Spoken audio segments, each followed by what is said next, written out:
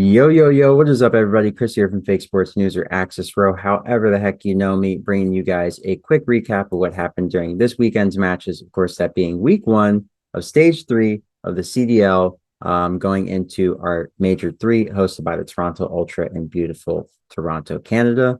So just getting into it off the bat, we had a great announcement from the CDL today. Amazing announcement from Daniel Say and the guys over at the league. So 2 years of funding, I believe, per team, something along those lines. The $25 million buy-ins have been reneged, and it's just great overall. Support for the teams, they'll get percentage of revenue from team packs, and there's just going to be a lot more room for teams to make money. They've also gotten the money back from that $25 million buy-in, so the league is in a really healthy place, and it looks like that YouTube deal did a lot to restructure the league.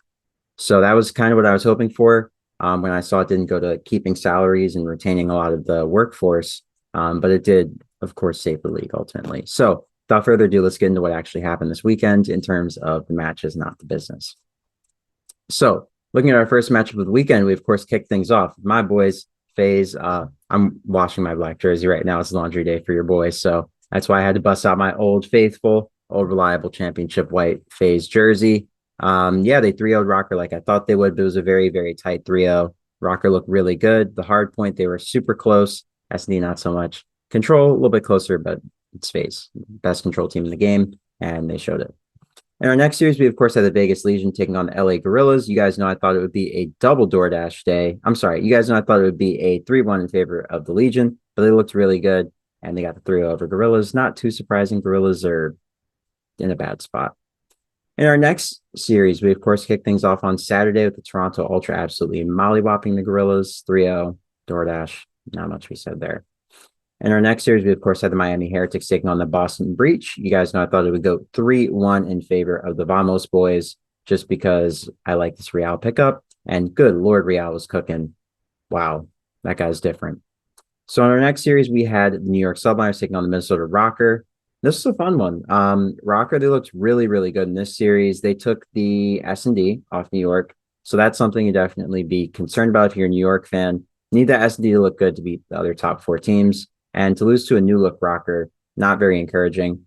So great takeaways from Rokkr. Obviously, Subliners handle business in the respawns, you can see. So that's good for them. But definitely some strong takeaways from Rokkr, considering they had two matches this weekend against number 3 on the leaderboards. I'm sorry, number 4 on the leaderboards and number 1. And they won a map against number 4. So that's not bad. Now looking into Sunday, things went to hell in a handbasket for your boys. You can see chill Sonnen day for me until the very end where it mattered. Got 6 points there. Let's go. Phase up. So kicking things off, you guys know I thought Clay and the boys would get it done 3-1. But the Seattle Surge, they looked really good with 0-4. You know, I said 0-4, 0-5, 0-6 don't matter because Clay was playing back then. Well, it did matter because that 20-year-old man was absolutely cooking. Shout out to 0-4. He had a great weekend. And yeah, I mean, Surge got the big upset over the Ravens, but can't really be seen as too much of an upset because both these teams are in a rough spot.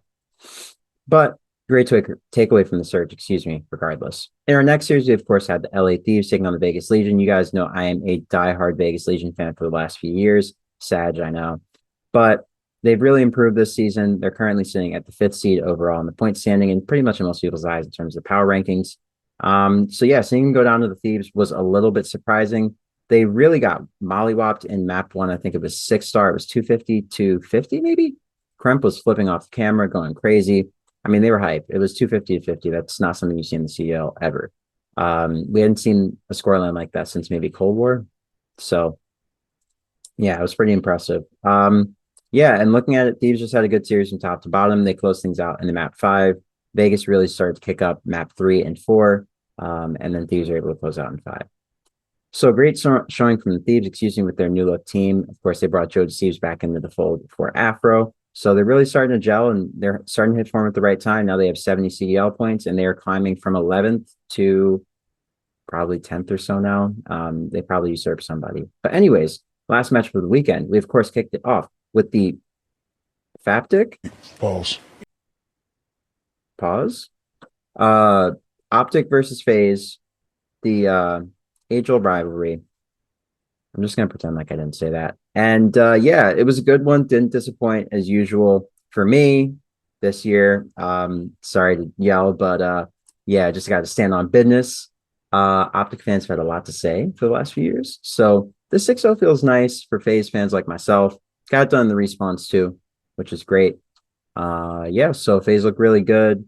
And I'll be back, of course, tomorrow with a upload with my duo Dempsey, going over our predictions for this weekend's matches. Of course, that being, excuse me, the weekend of April 19th through the 21st. So be sure to stay tuned for that. Hope you guys enjoy this video. And if you haven't already, be sure to like, comment, and subscribe to either the Fake Sports News or Access Rotation channel, wherever you may have found this.